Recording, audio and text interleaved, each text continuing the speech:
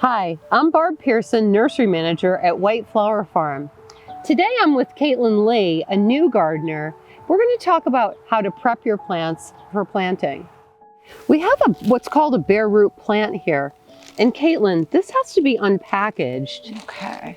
So she's going to take it out of the shredded paper, making sure to keep your plant label with you because that has some planting instructions on it and also the height of the plant. So there's this nice moist paper, keeping the roots moist. So she's unpackaging that, and look at the little new growth on the top of the plant. Wow. So you have roots on your bare root plant, but you also have the crown of the plant, which is showing little eyes. So here you can see the eyes showing from the roots. We're going to soak this for about an hour to hydrate it prior to planting. So this is just a little dish pan that we have. We're going to take our bare root plant and just splay the roots out a little bit and keep your crown above the water level.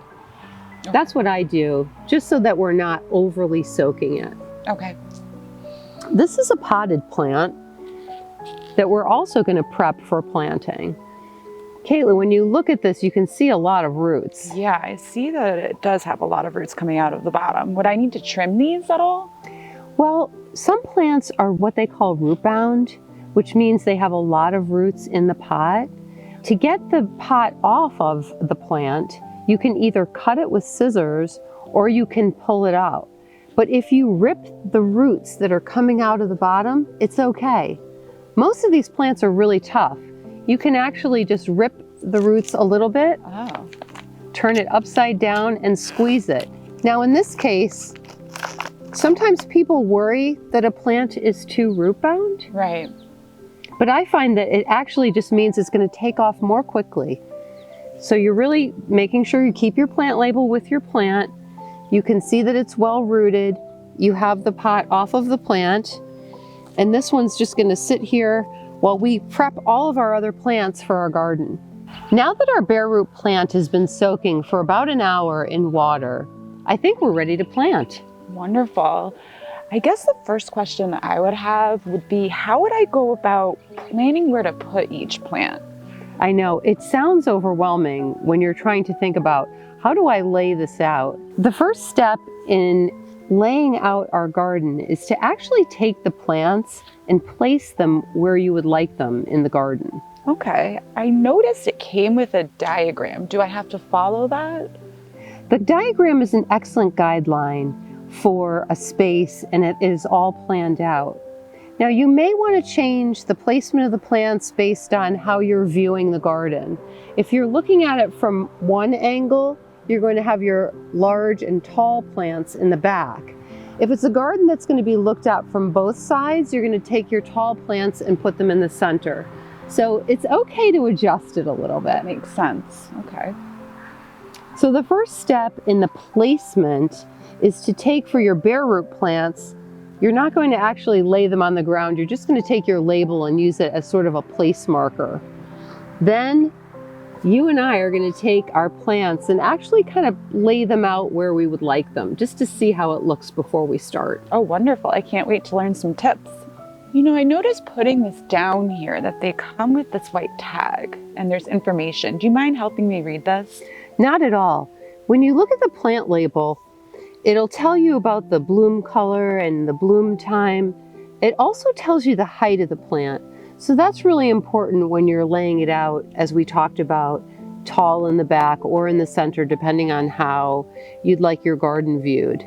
But then there's something that's really important here, which is the spacing. So this says 18 to 24 inches apart, and it says plant crown at soil level, and also gives you the hardiness zone of the plant. But I think spacing sometimes is kind of hard for people to figure out when they're planting a garden. They get a little bit worried about changing what it says on the label, but you can change the spacing based on the size of your garden, or maybe you'd like for it to look good right away, so you might go a little bit closer with the plants. So it's okay to have fun with Have it. fun. Yeah, that's the whole point. Yeah, absolutely. Oh, that's exciting. Now, what would be the crown of the plant? That's a very good question. On a bare root plant, the crown is a little bit more obvious because you can see the area between the roots and then the crown. The crown's actually the growing point. So you see there's little growing points here. On a potted plant, the crown is right at soil level, Okay. generally. On your bare root plant, you're going to make sure that you're planting your crown a little bit under the soil level, and with a potted plant, you're going to try to make it even with where the plant was potted. Well, that's helpful. So we're going to now take our trowels and we're going to talk about how we actually get these plants in the ground. Oh, let's do it. I'm excited. When you're getting ready to plant a bare root plant, sometimes that can be a little intimidating as people look at it and they're not actually sure where to plant it. So you're going to dig a hole that gives plenty of room around the plants, loosening up the soil around the plant, and you're going to plant it with just a little bit of top growth sticking out.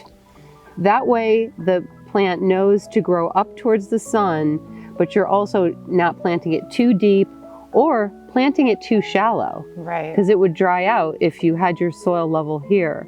So with the bare root plant, you're just letting some of the eyes show. You're going to plant it right about this level. So now that we've learned how to plant a bare root, how would you recommend I go about measuring how to plant a potted? Well, with your potted plant, the nice thing is it's easy to understand soil depth because you're going to have the soil right at the same level as the potted plant itself. So when you place it in the ground, you're going to do about 1 inch all the way around the size of the pot.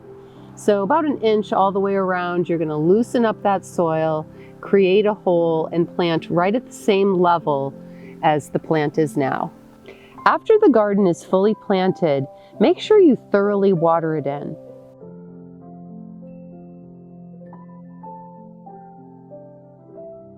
Now that the garden is fully planted, do you have any questions about plant care? I do. I'm actually a little concerned about the watering. I tend to overwater. What would you recommend for a garden that I just planted? So for a garden that you just planted, it's really important, like you said, not to overwater, but you really want to check it weekly and see if it needs water. And one of the ways you can do to check if the plants need water is to take your gloves off and actually feel the soil.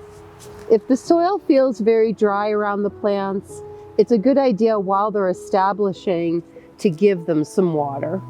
So feel the soil and kind of maybe check weekly, especially in the first couple of months as the plants get established. As the plants get older, you'll be able to look at the plant and kind of know that it needs water because you'll see it wilting. But in the early stages, it's good to check it about once a week. Okay, and what about fertilizer? Would I have to fertilize these new plants? No, most of the plants, when they're establishing, you want the plants to have the roots go down and establish. So adding fertilizer at that time will create soft top growth. So you'll actually be forcing growth up rather than down. So it's best to let your natural soil and minerals feed the plant probably for the first year after planting. Wonderful. And when do I fertilize? Is that usually a spring thing? Yes, most plants, most perennials, if you fertilize in the spring with a sort of balanced fertilizer, or you can just use compost and not even use fertilizer at all. Just put a nice little top dress of compost on every year, and then you really probably won't have to feed. Oh, wonderful. I'm so excited. How long will it take for this to really establish? It does take a couple of years. Generally for a perennial garden, about 3 years until it really starts flowering and looking its absolute best. It'll be worth it. Yes, I think so too. So I think that the biggest thing I'm going to take away from this planting of this beginner garden is to have fun with it. I really appreciate that. I am no longer scared and I feel comfortable going in and having fun. That's so great, because that's really what it's all about. Is it's actually not that hard to plant, and then the enjoyment comes soon. Thank you so much. I'm really excited to see this. Great job, Caitlin. Thank you, Barbara.